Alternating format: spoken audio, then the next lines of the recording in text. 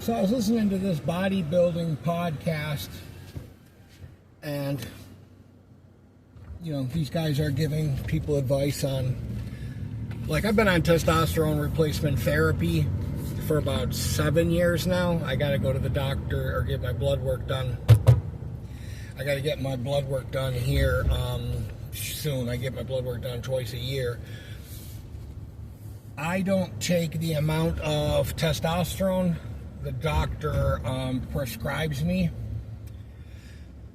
What the doctor prescribes me, people like on this podcast, a vial has 10 shots in it. That lasts me about 10 shots, like a month and a half. That lasts these guys a week. Okay?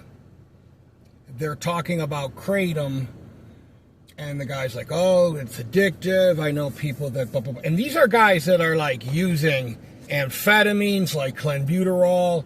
They're using fucking human growth hormone. They're using insulin, which you could fucking die from immediately if you fuck that up.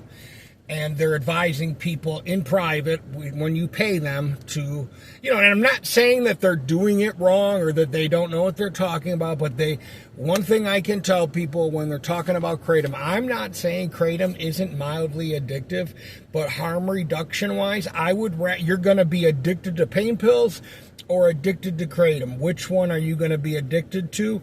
It depends on you. So I'd rather have people be using kratom for pain like I do and for whatever else it works for than I would people using Percocets or whatever. One, it's way cheaper and it's way more manageable, and if you do have any withdrawal symptoms from kratom, it's a lot more manageable than it is like fucking Percocets or whatever, which is completely debilitating, So when people say this shit about kratom, what I have come to find, and this has kind of been my catchphrase, this is really what I feel like it's just fundamentally the fucking truth. You either don't know anything about addiction to hard drugs, or you don't know anything about kratom, or you don't know anything about both. But you just kind of see what you see out. No one has ever died from fucking kratom, marijuana, mushrooms, or anything like that. It's not even fucking possible to take that amount of kratom. You would throw your guts up, okay? I'm not saying that. Now, I'm not talking about the 07, whatever the fuck, tabs or whatever those little fucking things were that they outlawed. That's not kratom, okay? Kratom is the powder. I don't even like taking the pills that they put in the capsules. I want straight fucking kratom powder. That's it. I don't do the fucking extracts. I don't do any of that shit. But I'm just saying, and these are guys that are on here. It's no secret that in bodybuilding, a lot of these dudes and a lot of these fitness models abuse cocaine, meth.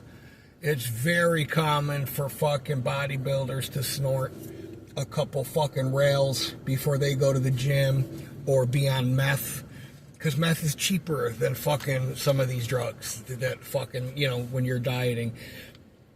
And I'm just saying, it's like how people talk about steroids. Steroids are dangerous, they're going to fucking kill you, and blah, blah, blah, blah, blah. And there was a lot of bullshit about steroids in the 80s about, don't take steroids.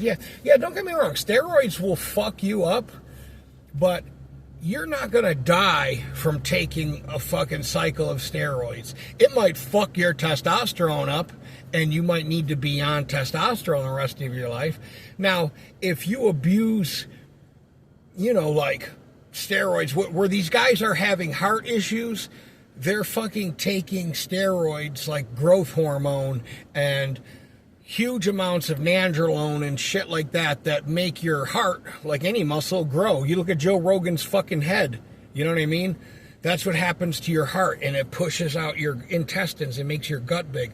I'm just saying, even that, there's faulty information in, I think probably 70% of the population should be on some form of hormone replacement therapy or testosterone replacement therapy. I got a guy at the gym I told a couple days ago, I told his girlfriend, I said, I don't know what his doctor's doing for him, but he needs to fire his doctor and go see the clinic I go to. You know what I mean? You know, she's like, oh, I don't know if he wants to do steroids. I said, you're making it sound like we're talking about smoking crack. The word steroid, yeah, is clinically maybe the scientific, but this is about, it's a hormone. If you had fucking diabetes and you needed insulin the same way you need, like I would, my testosterone level is 90 when it's supposed to be between 3 and 900. You either want to have a zero productive life like I did. I was 310 fucking pounds in chronic pain. Now, kratom and testosterone both have helped me fucking tremendously. Imagine trying to find this combination of shit to help you when you're fat and you're fucking out of shape and you're tired all the time. You can fucking stand up for 10 minutes. Your back hurts all the time. Your neck hurts because you just had surgery on your neck. And you're trying to find a way to get your fucking life back together. You're going to be 40.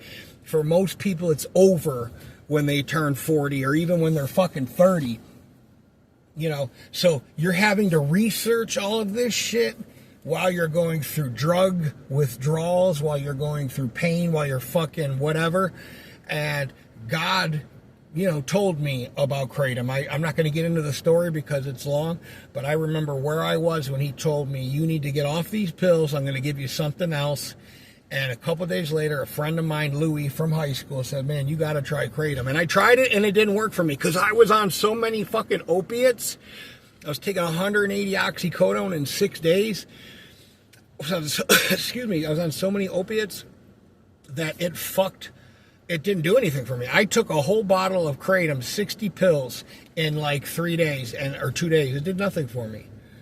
So once I kind of tapered off, and it helped me get off Suboxone. So I'm just telling people, hey, maybe some people have died with kratom in their system, but I can tell you fundamentally, it is a fucking lie that anybody took kratom. It's like you've got a better chance of dying from taking too many aspirin than dying from kratom. So I'm just telling you, it helps people get off alcohol.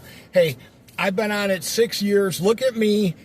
I've been on TRT 6-7 years. I get my blood work done. There's never been anything in my blood work, and I get a fucking 6-page stack of blood work, and we literally sit there for like an hour and 20 minutes on the phone and go through your kidneys, your liver, your fucking this, your that. So I'm just telling you, kratom has saved way more lives than fucking oxycodone has. And the same people that tell you about kratom being shit, well, what is the alternative if you need something for pain? What is the alternative? CBD ain't gonna help you with fucking metal rods in your neck, I can tell you that, okay? I've got more bolts. Frankenstein has more range of motion in his neck than I do.